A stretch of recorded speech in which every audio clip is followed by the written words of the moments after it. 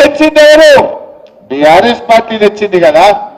ఆ రైలుకు భూసేకరణ చేయించింది, ఆ రైలు రావడానికి రాష్ట్ర ప్రభుత్వం వాటా కట్టింది, రైల్వే అధికారులతో మాట్లాడి మెదక్ ప్రజల కళ రైలును నిజం చేసింది బీఆర్ఎస్.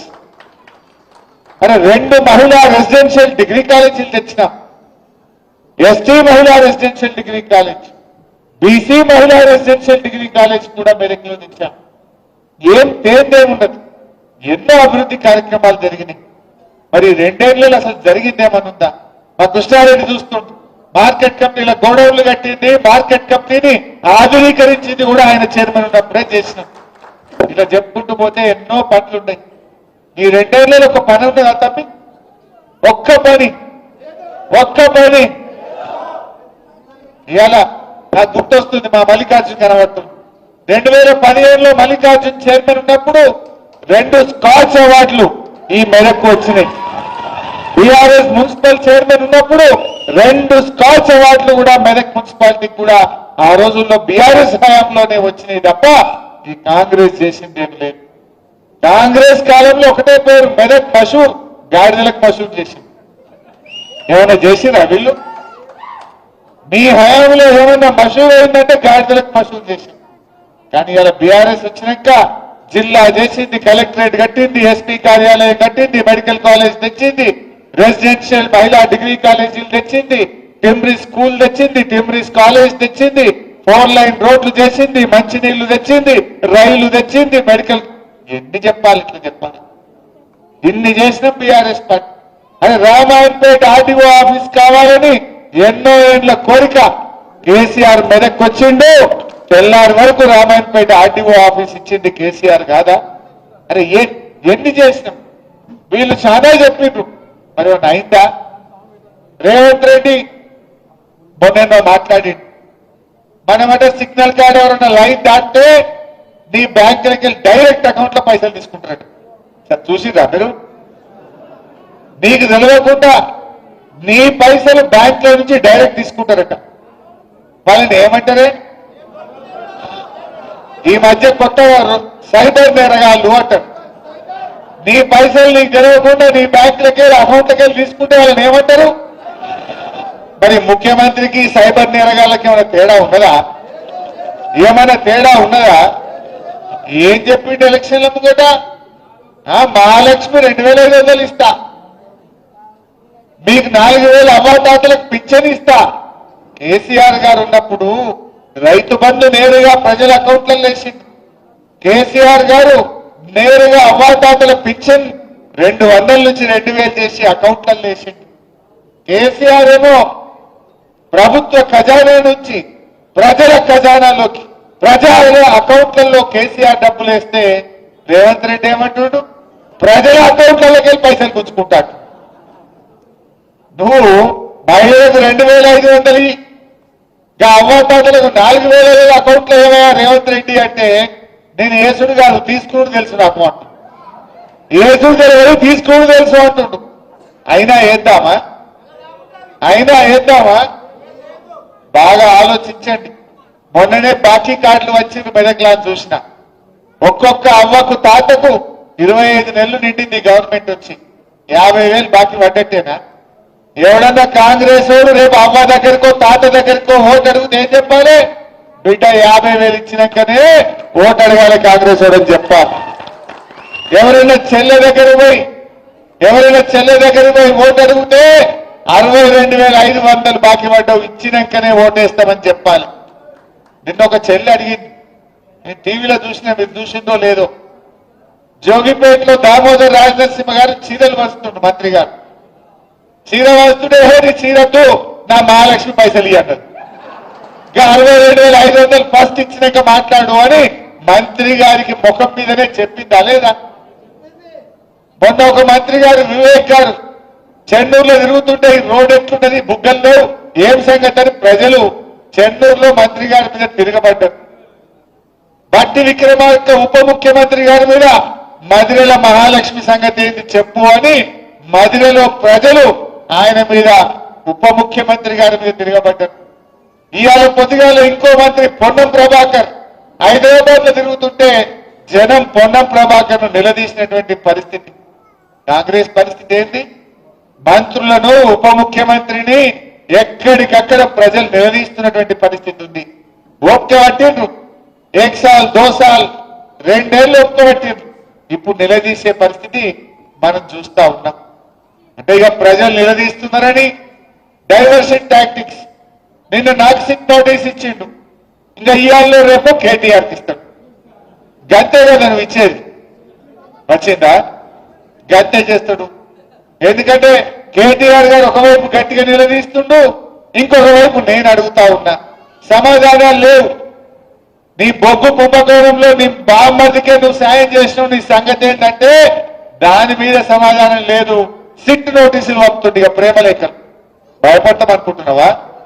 నువ్వు ఎన్ని నోటీసులు ఇచ్చినా బిడ్డ నిన్ను ప్రశ్నిస్తూనే ఉంటాం. మహాలక్ష్మి ఇచ్చేదాకా అడుగుతాం, రైతు రుణమాఫీ అడిగేదాకా అడుగుతాం, నువ్వు అవ్వాతాతలకు 4,000 ఇచ్చేదాకా అడుగుతాం, నువ్వు తులం బంగారం ఇచ్చేదాకా అడుగుతూనే ఉంటాం. పిల్లలకు ఎస్సీ ఎస్టీ బీసీలకు ఫీజు రియంబర్స్మెంట్ డబ్బులు ఇచ్చేదాకా రేవంత్ రెడ్డి వెంట పడుతూనే ఉంటాం. నువ్వు ఎన్ని నోటీసులు ఇచ్చినా, నువ్వు ఎన్ని అటెన్షన్ డైవర్షన్లు చేసినా నీ వెంటనే పడతాం. ఏందన్నట్టు మనం మున్సిపల్ ఎన్నికల్లో పనిచేసుకోవద్దు, ఇక ఈ సిట్ నోటీసులు ఇచ్చి దాని చుట్టే తిరగాలి. నీ బామ్మరిది బొగ్గు కుంభకోణం బయటకు రావద్దు, ఈ సిట్ నోటీసుల మీద డైవర్షన్ పాలిటిక్స్ చేయాలి. నడవ ఈ డ్రామాలు. జనంకి అన్ని అర్థమైపోయినాయి. నువ్వు ప్రజల్ని మోసం చేసినావు.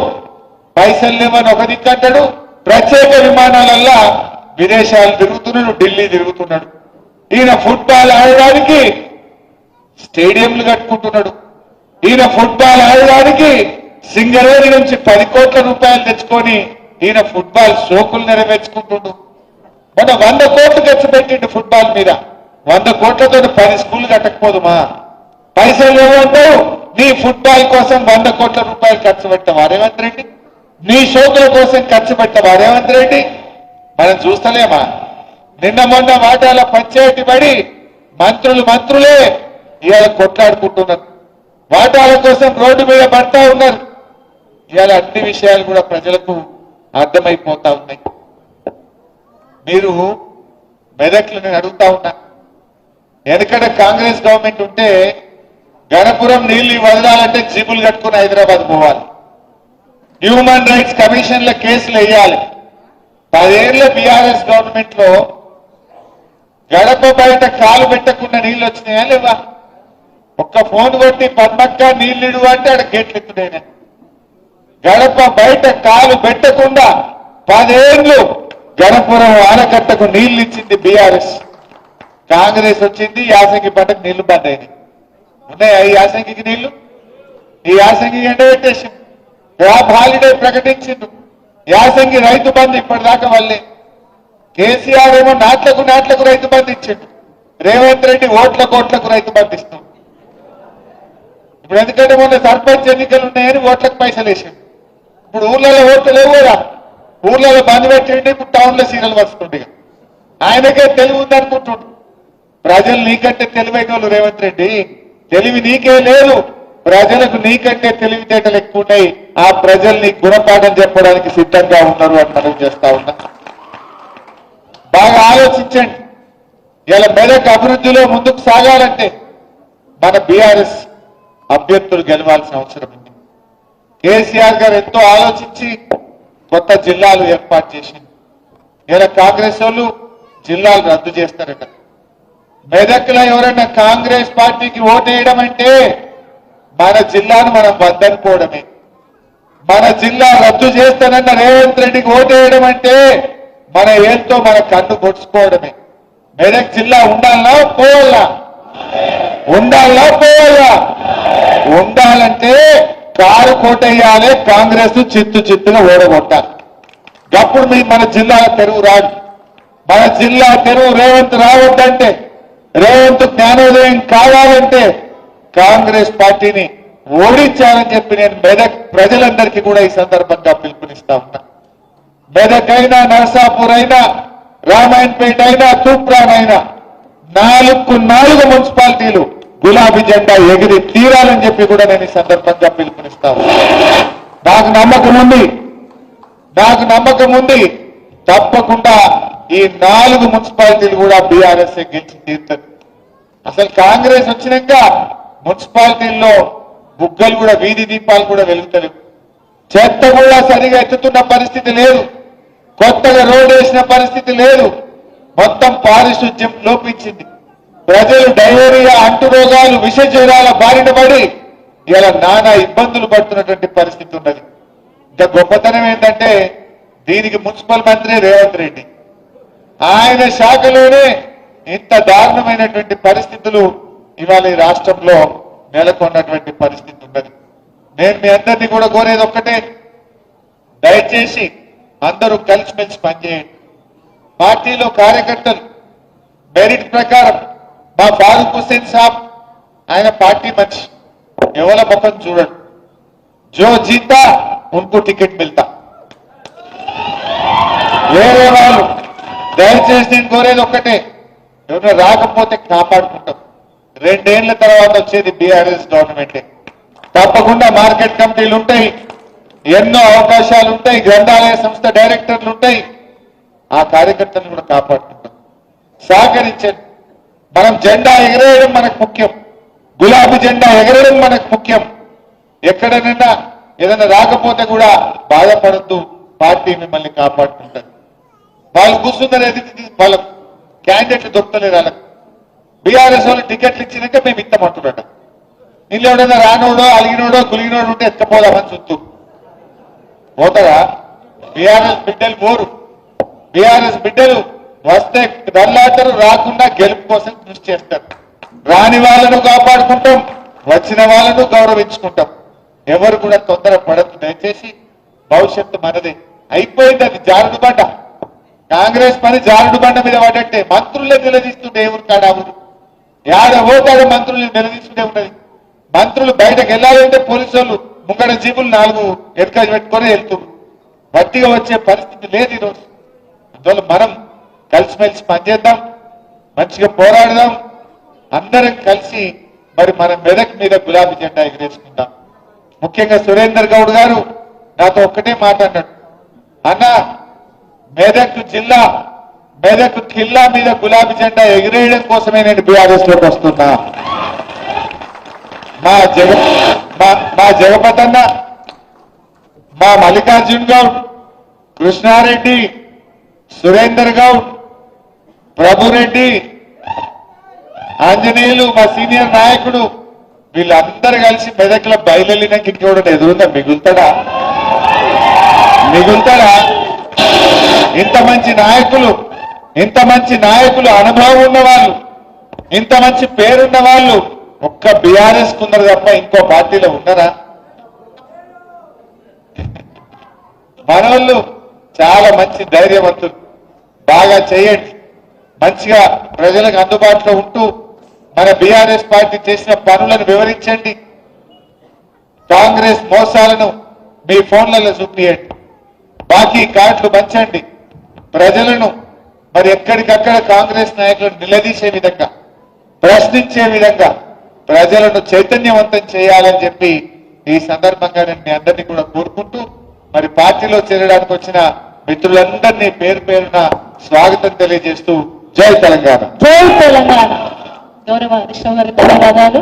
మంచి ఇన్స్పిరేషన్ కలిగించి మమ్మల్ని అందరినీ మోటివేట్ చేసిన ధన్యవాదాలు తెలియజేస్తూ ఇప్పుడు సురేందర్ గౌడ్ గారికి కండుగా కప్పి పార్టీలోకి ఆహ్వానించవలసిందిగా కోరుతూ, సురేందర్ అన్న మాట్లాడినంత మిగతా వాళ్ళకు సురేందర్ అన్న మాట్లాడినంత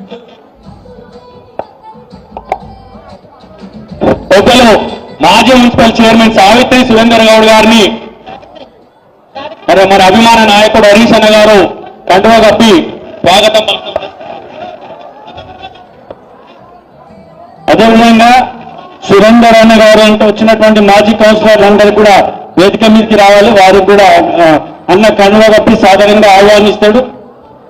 అదేవిధంగా ఈ కార్యక్రమంలో మాట్లాడాల్సినటువంటి నాయకులందరికీ కూడా కొద్దిగా అవకాశం ఇవ్వాలి. పార్టీల చైర్మన్ గోదల జ్యోతి గారు,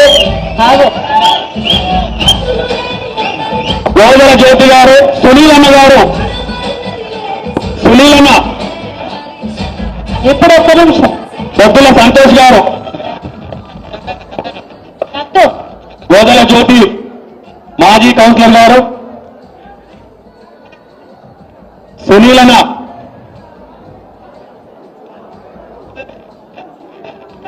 ఆ వార్డు స్థానిక నాయకులు జయరాజు గారు, పొద్దుల సంఘ మున్నా గారు, సయ్యద్ మునీర్ మున్నా గారిని దయచేసి పార్టీ నాయకులు కొత్త నాయకులను స్వాగతించాలి. అందరినీ ఇవ్వాలి. సునీల్ అన్న గారిని,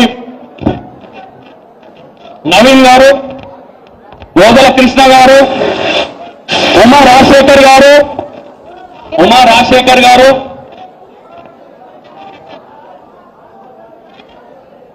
ఉమా రాజశేఖర్ గారు, ఇందర్ ఉన్న గోదల కృష్ణ గారు, అక్కడ జైన కొద్దిగా షఫీ గారు, శేఖరణ మీకు అక్కడ ఉమా రాజశేఖర్ రావాలి. ఇక్కడ నుంచి ఇక మీరు ఎంబట వచ్చినటువంటి నాయకులు కూడా శ్రీనివాస్ యాదవ్, కొంచెం మున్నా సత్యనగర్ శ్రీనివాస్, రాజశేఖర్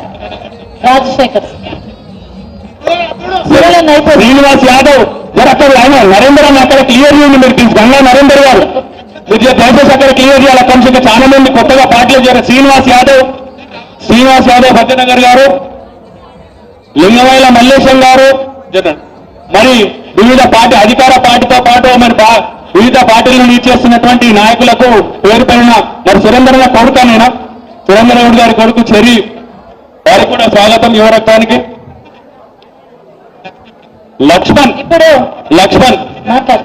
చిన్నాల లక్ష్మణ్ గారు, లక్ష్మణ్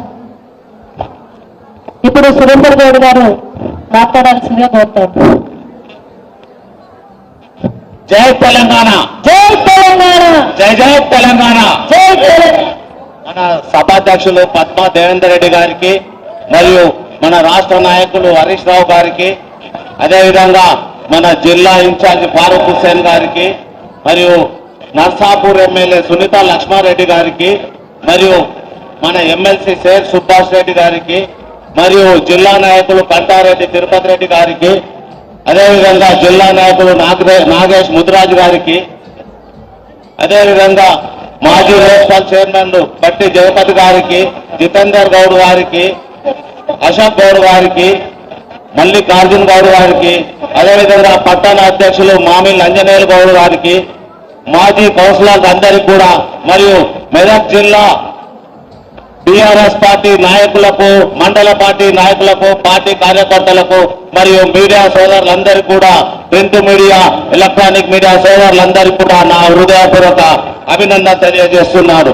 అదేవిధంగా ఇక్కడికి వచ్చేసిన నా అభిమానులందరికీ కూడా హృదయపూర్వకంగా అభినందన తెలియజేస్తున్నాను. ముఖ్యంగా మనం ఈ రోజు గమనించాల్సిన విషయం ఒకటి ఉన్నది. ఈ రోజు మన రాష్ట్ర ముఖ్యమంత్రి రేవంత్ రెడ్డి గారు కాంగ్రెస్ పార్టీలో వాటోని వీనోని చేసుకొని కాంగ్రెస్ పార్టీని పొందబెడుతుండ్రు. అదేవిధంగా